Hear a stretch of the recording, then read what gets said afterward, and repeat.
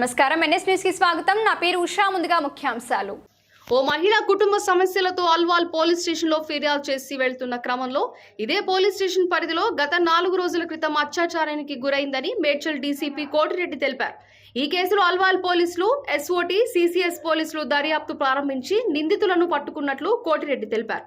అత్యాచారానికి కేసులో 2 నిందితులను అరెస్ట్ చేశామని అన్నారు. 2 నిందితుల్లో ప్రధాన నిందితుడు సాయి కిరణ్ గా, అతనికి సహకరించిన వ్యక్తిగా మహమ్మద్ సలీంలను పోలీసులు మీడియా ముందు ప్రవేశపెట్టారు. ఈ నెల 12న యాప్రాల్ ప్రాంతానికి చెందిన మహిళ అల్వాల్ పోలీస్ స్టేషన్ కు వచ్చి ఆటోలో వెళ్తున్న సమయంలో లోతుకుంటలోని దుర్గా బార్ వద్ద ఆటో ఆపిన సమయంలో 2 నిందితులు సదరు మహిళను, ఆటో డ్రైవర్ను బెదిరించి ఆటోలో సుచిత్ర, సికింద్రాబాద్ ప్రాంతాలు తిప్పుతూ చివరకు తిరిగి అల్వాల్ తీసుకువచ్చి రాజీవ్ రహదారి పక్కనే ఉన్న శ్మశాన వాటిక దగ్గర మహిళను బలాత్కారం చేశాడని డీసీపీ కోటిరెడ్డి తెలిపారు. నిందితులిద్దరిపై కేసు నమోదు చేసి దర్యాప్తు చేస్తున్నట్టు తెలిపారు. అదేవిధంగా మహిళా ప్రయాణం చేసిన ఆటో డ్రైవర్ శంకర్ను కూడా ఇంకా విచారించాల్సి ఉందన్నారు.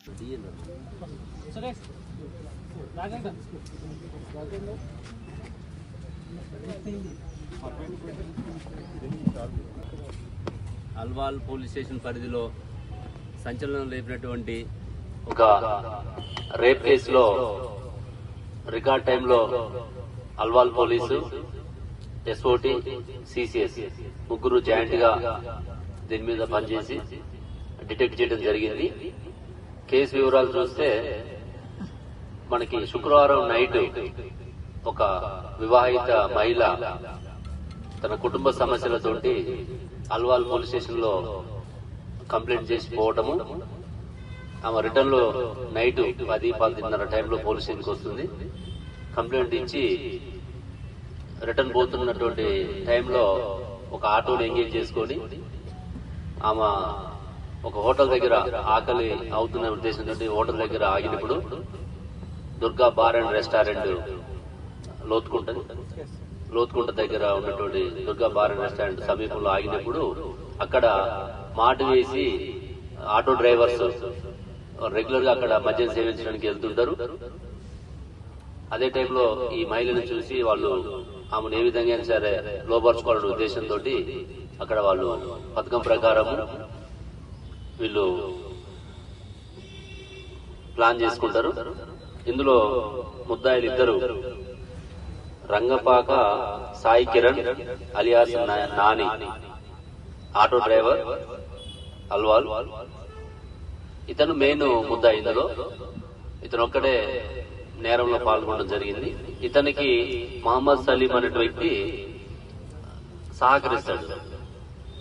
అమ్మాయిని లోపరుచుకునేటువంటి క్రమంలో అక్కడ దుర్గా బార్ అండ్ రెస్టారెంట్ దగ్గర ఒక హాఫ్ అన్ అవర్ అమ్మాయిని ఎంగేజ్ చేసి మాట్లాడి ఆమెని సమన్వయం చేసి నచ్చజెప్పి ఇద్దరిని కూడా ఆటోలో ఎక్కడం జరుగుతుంది.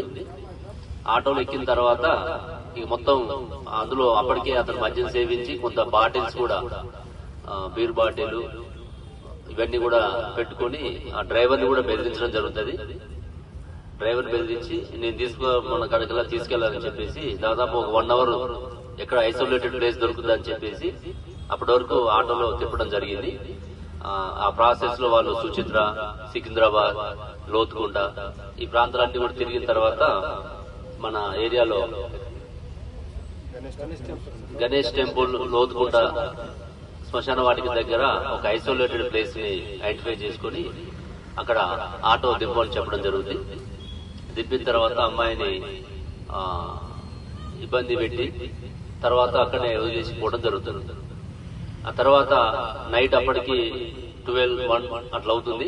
ఆ టైంలో అమ్మాయి రోడ్డు మీదకి వచ్చి డైల్ 100కి ఫోన్ చేయడం, అది బొల్లారం పిఎస్ ఏరియా బోర్డర్ కావడం వల్ల వాళ్ళు అక్కడ రీచ్ కావటము, ఆ రోజు వాళ్ళు అక్కడ 0 ఎఫ్ఐఆర్ కట్టడము, తర్వాత మనకి ట్రాన్స్ఫర్ చేయడం జరిగింది. ట్రాన్స్ఫర్ చేసిన తర్వాత అంటే శనివారం రోజు మనకి ఎఫ్ఐఆర్ ట్రాన్స్ఫర్ వచ్చింది. రాగానే ఇక్కడ ఉన్నటువంటి అల్వాల్ సిఐ రాహుల్ దేవ్ టేకప్ చేసి వాళ్ళ డిఐని, వాళ్ళ స్టాఫ్ ని అందరిని కూడా ప్రాపర్ గా గైడ్ చేసి టీమ్స్ ఫామ్ చేసుకుని టెక్నికల్ ఎవిడెన్స్ మొత్తం సీసీ కెమెరాలు ఎక్కడెక్కడ తిరిగి సీసీ కెమెరాలు చూడటము, వాళ్ళ ఫోన్ కాంటాక్ట్స్ డీటెయిల్స్ తీసుకోవటము, వీటన్నిటితోటి ఎవరైతే అసలు ముద్దాయిలు ఉన్నారో వాళ్ళని ట్రాక్ చేసి పట్టుకోవడం జరిగింది. ఇందులో ఎస్ఓటీ వాళ్ళు, సిసిఎస్ వాళ్ళు కూడా సహకరించడం జరిగింది. కేసు డిటెక్షన్ లో సిపి గారు కూడా వాళ్ళందరినీ అభినందించడం జరిగింది. వాళ్ళకి తగిన రివార్డ్స్ కూడా పెడుతున్నాం. ఈ కేసులో ఏసీపీ పేట్ బషీరాబాద్ ఏసీపీ రాములు గారు వాళ్ళని గైడ్ చేయడం జరిగింది. వారు కూడా నిన్నంతా కూడా పోలీస్ స్టేషన్ లో ఉండి ఈ కేసు డిటెక్ట్ అయ్యేదాకా ఇక్కడే ఉండి మానిటర్ చేయడం జరిగింది. వీళ్ళందరినీ ప్రత్యేకంగా అభినందిస్తున్నా. ఇందులో ఇద్దరు వ్యక్తులు, వీళ్ళకి పాత నేర చరిత్ర కూడా లేదు ఇప్పటివరకు తెలిసిన ప్రకారము. ఆటో డ్రైవర్ ఎవరైతే ఉన్నారో ఈ అమ్మాయిని ఫస్ట్ తీసుకొచ్చిన శంకర్ మీద కూడా ఇంకా అనుమానాలు ఉన్నాయి. పూర్తిగా మళ్ళొకసారి వీళ్ళని కస్టడీకి తీసుకున్న తర్వాత ఇంకా డీటెయిల్ గా వెరిఫై చేసిన తర్వాత వాళ్ళ రోల్ కూడా ఎస్టాబ్లిష్ చేస్తాం. ఇప్పటి వరకు అంటే యాక్చువల్ గా ఇది సామూహిక అత్యాచారం అని చెప్పేసి నిన్న మొన్న పేపర్లో రావడం చూసినాం. అట్లాంటిది లేదు. కేవలం ఒక వ్యక్తి మాత్రమే ఈ అత్యాచారంలో ఇన్వాల్వ్ అయి ఉన్నాడు. అతనికి అబెట్మెంట్ కింద ఇంకొక సలీం ని మనం అదుపులోకి తీసుకోవడం జరిగింది. కాబట్టి ఇది సామూహిక అత్యాచారం కాదు.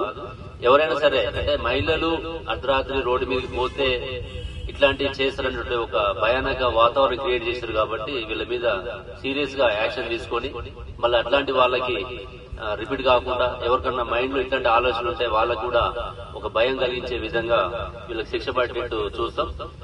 ఇక్కడ మీరు చూసినట్లయితే డైల్ 100 అనేది అందరికీ మేము చెప్తున్నాం. ఇప్పుడు కూడా ఏ చిన్న సమస్య వచ్చినా కూడా డైల్ 100 కి 100 కి ఫోన్ చేస్తే ఎక్కడున్న నియరెస్ట్ పోలీస్ మీకు 5 to 10 minutes లో రీచ్ కావడం జరుగుతున్నది.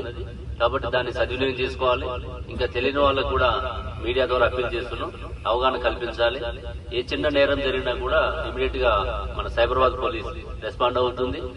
ఏ చిన్న తప్పు నుంచి కూడా తప్పించుకోలేరు అని చెప్పడానికి మన పోలీసు ఒక రోజు 2 రోజులు లేట్ కావచ్చు, కానీ వాళ్ళు తప్పకుండా చట్టం ముందు తప్పించుకోలేరు. వాళ్ళకి అదేవిధంగా శిక్షలు పడే విధంగా చేస్తామని చెప్పి తెలియజేస్తూ ఎవరు కూడా భయపడాల్సిన పని లేదు. నిర్భయంగా మీరు ఎప్పుడైనా సరే మీ పనులు చేసుకోవచ్చు. ఏ ఆపద వచ్చినా కూడా మీకు పోలీసు అందుబాటులో ఉండదని చెప్పేసి తెలియజేస్తుంది. Thank you.